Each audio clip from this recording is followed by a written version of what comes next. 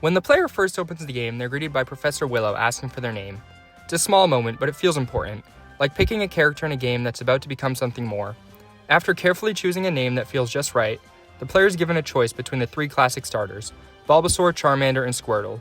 For longtime fans, it's instantly nostalgic. For new players, it's a first taste of something magical. Some players might have heard if they walk away from the starters 5 times, Pikachu will show up. Others might stumble on it completely by accident, confused but curious. Either way, they catch their first Pokemon, and just like that, their Pokemon journey begins.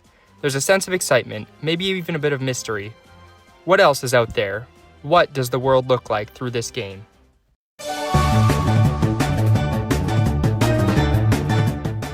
At this point, the player is catching everything. Pidgey, Rattata, Caterpie, it doesn't matter. Every wild Pokemon feels like an opportunity. They're not thinking about IVs, stats, or movesets. They're just out there flicking Pokeballs and racking up catches. CP is the only number they care about. The higher, the better. When they catch their first Pokemon over 1000 CP, or one that shows up with the mysterious 3 question marks, it feels like they just caught a legendary. Maybe they get lucky and encounter their first shiny. They don't know how rare it is yet, but the sparkle makes it feel special. They evolve their first Pokemon and realize they get stronger when they evolve. That's huge. And soon after, they're introduced to the teams, Mystic, Valor, and Instinct. They probably picked the one that sounds coolest, or just because a friend said to, but somehow that team becomes a part of their identity. Eventually, they gather the courage to try their first gym battle, only to get completely stomped by a maxed out level 50 Blissey sitting there like a brick wall. But still, they're in. They want to see what comes next.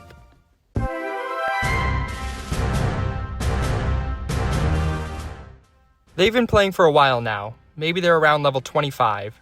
They've caught a bunch of Pokemon, maybe powered up a few, and their Pokédex is filling out. But then the questions start to hit. What am I actually trying to do here? Is the goal to complete the Pokédex? That's hard when every spawn around them is just another Rattata or Weedle. Is the goal to power up their strongest Pokemon? But then what? Stick it in a gym and hope it lasts longer than 10 minutes?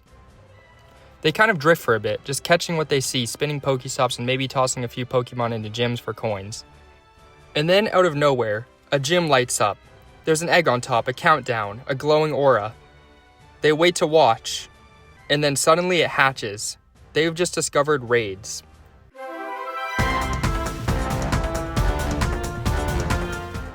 A legendary Pokemon appears in that gym. Their curiosity gets the best of them and they walk over to check it out. But unless they live in a major city like Tokyo or New York, odds are they're the only one there. They enter the lobby just to see what happens. They give it their best shot and get absolutely destroyed. But it doesn't even matter, because now they have a goal. They notice the lower tier raids too, those 1-star ones with easier bosses. They think, I can probably handle that. They evolve their strongest Pokemon, start learning about typing, IVs, and charged moves. They go in, win their first raid, and they feel like a champion. It might have been a Magikarp, but hey, a win's a win. And just like that, they're hooked.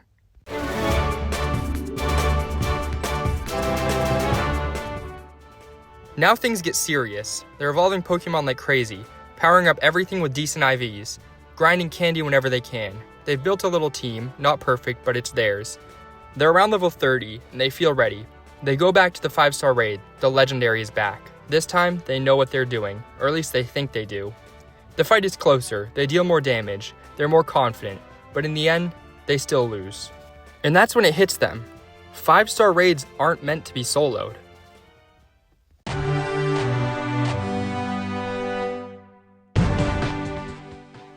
This is where things get tough. They've been grinding for a few weeks, they've powered up their best Pokemon, they've studied type advantages, they've done everything right, and yet they still can't win a 5-star raid.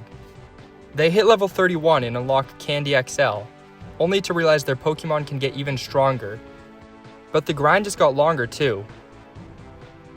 The gap between them and the top players feels massive. For a lot of people, this is the point where they quit. They lose motivation, they wanted that legendary, but it feels out of reach. But the ones who stick around, the ones who really want to see what's possible, they move on to something new.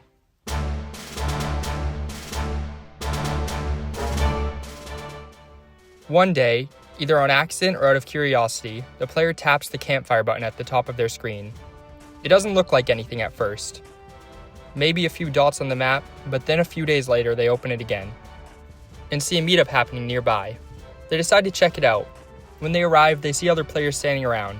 Some new, some with years of experience. They join a raid together. Suddenly, that same 5-star raid boss that wiped the floor with them a few weeks ago goes down. They catch their first legendary. And just like that, the game changes. They realize this is what Pokémon GO is about. Not just collecting or battling, but connecting.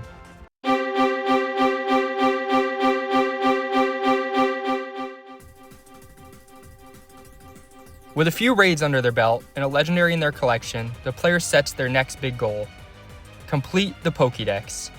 They start paying attention to the events, tracking seasonal spawns, hatching eggs for regionals, and maybe even traveling to different cities or countries, just for that one elusive entry. They learn about spotlight hours, research tasks, and event rotations. The thrill of discovering a new Pokémon never really fades, and this phase can last for years.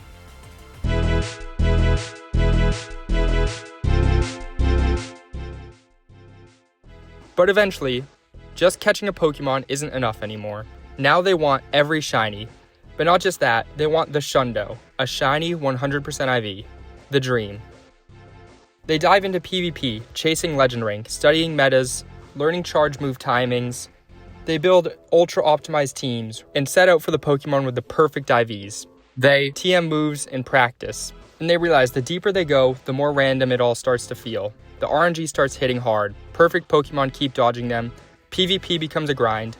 This is where many players burn out. Somewhere between level 43 and 47. A few, though, push all the way to level 50.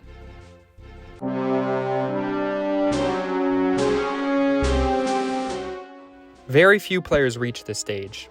Not just level 50, but peace. They stop chasing metas, stop worrying about IVs. They form real attachments to certain Pokémon. Maybe it's a shiny they got on a vacation. Maybe it's a lucky Pokémon from a best friend. Maybe it's their starters, still on their team years later. They realize those personal moments are what makes the game special. Not the numbers, not the flex, just being part of the world and part of the community.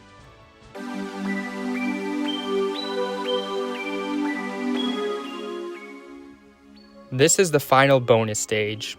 Most players will never reach it. It's not about catching or battling anymore. It's about giving back. The player starts hosting events, leading raids, helping new players get their first shinies. They become the person who once helped them. They remember how it all started, with the first starter Pokemon, and a sense of wonder. And now, they help others begin the same journey. Because in the end, the greatest part of Pokemon GO isn't the shinies or the raids or even the legendaries. It's the community.